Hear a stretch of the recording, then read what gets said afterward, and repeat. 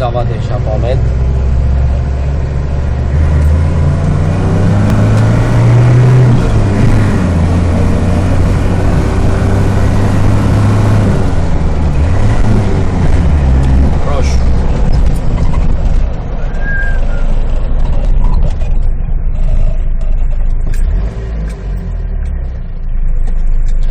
Prefiltru și produse de ținere și de ce are de bulgheară asta.